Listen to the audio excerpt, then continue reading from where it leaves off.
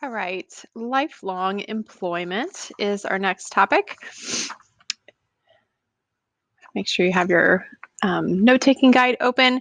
So, whenever you are considering what job to get, we've already talked about, making sure that you're choosing a job based on your interests and the type of education you want and all of that. But let's just say that you've gotten all the training that you need and now you are selecting an actual job. So, we want to make sure and consider all of the things that you see here on the screen, which we'll go over individually.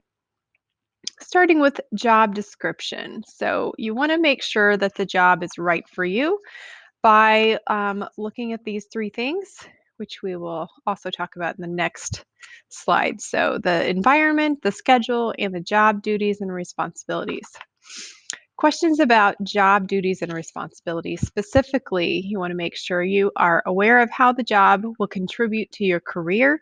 Will you enjoy the job? Does it seem interesting, challenging? Do you have the right skills for the job?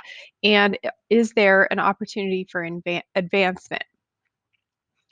Regarding the schedule, you want to make sure that you will enjoy the job schedule. Will it affect your family life positively or negatively? Will it have you working long hours, more days a week than you would like?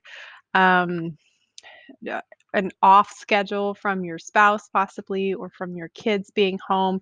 Will you be required to travel occasionally or frequently? All of those things will affect how much time you get to spend at home, either by yourself or with family. The environment. Is the company a good fit for me? Is their mission something I believe in and value? Is the work culture suited to my personality and work style? Next, we talk about the wages. You want to make sure that the wages earned are enough to maintain your level of living or possibly increase if that's what you're going for. Are the wages comparable to similar positions within the occupation and or industry? Meaning, are the wages at this particular job as good as you could get somewhere else? Next, consider employee benefits, and there's a definition right there. They are products or services provided by an employer that provide extra value beyond just the wages. So I've got on like three slides here different examples of employee benefits. You could get something free or discounted by working at a certain location. In many cases, benefits are something that you would have to pay for otherwise. Therefore, it is saving you money. So, examples include insurance. Usually, the insurance that you purchase through your employer is less expensive than if you were to just go to an insurance agency and purchase your own plan. Retirement contributions. The specifics depend on the employer, but sometimes they will match the funds. So if you put 5% of your paycheck towards your retirement fund, your employer will match that by putting not another 5% of your paycheck towards your retirement. So that can be very valuable. Flexible spending accounts is another potential benefit.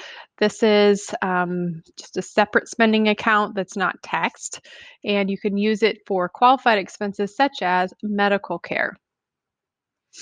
Also, days off, sick days, vacation, personal days, holiday leave, any of those things that are either paid or unpaid days off work. Usually, there's a specific amount that you have to abide by, and that varies based on your employer.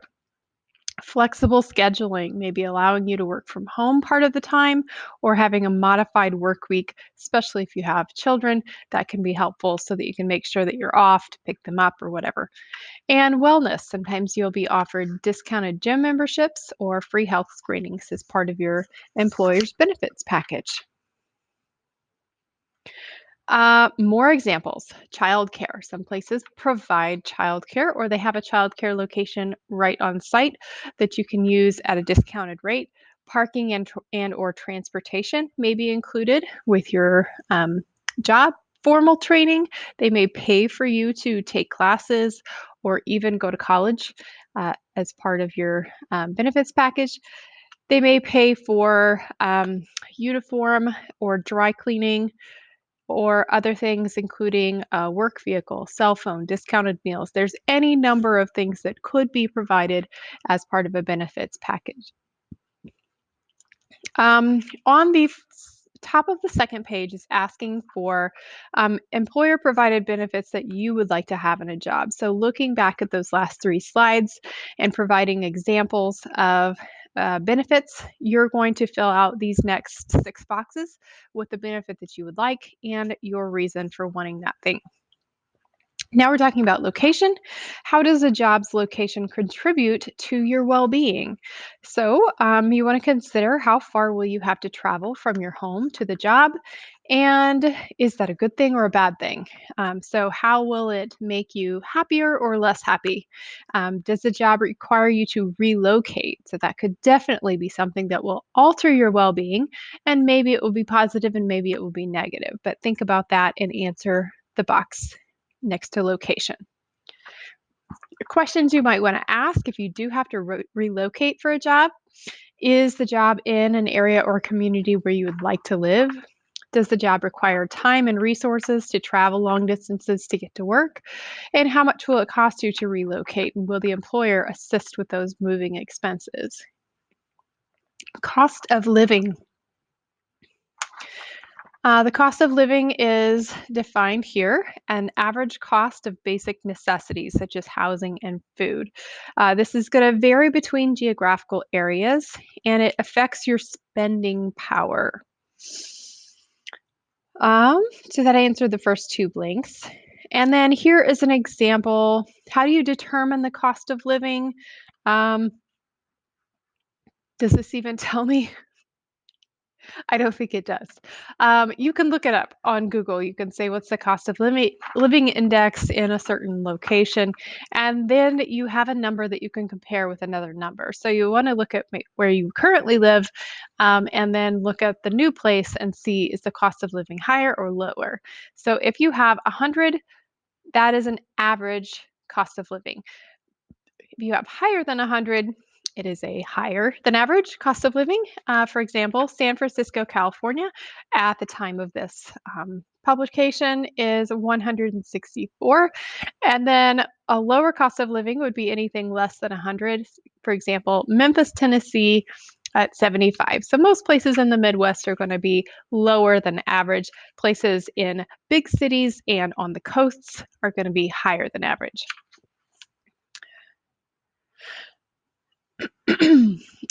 Here's an example of Sarah, who has a current job in Memphis. So we determined on the last slide that Memphis has a lower cost of living than average, and she wants to move to San Francisco to have a new job. So here's her current salary at $35,000.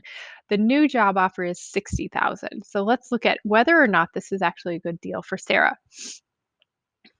In order to maintain her current level of living in Tennessee, she has to make $35,000 in order to maintain her current level of living, just having the same basic necessities that she currently enjoys, same type of house, same size of house, same things like that.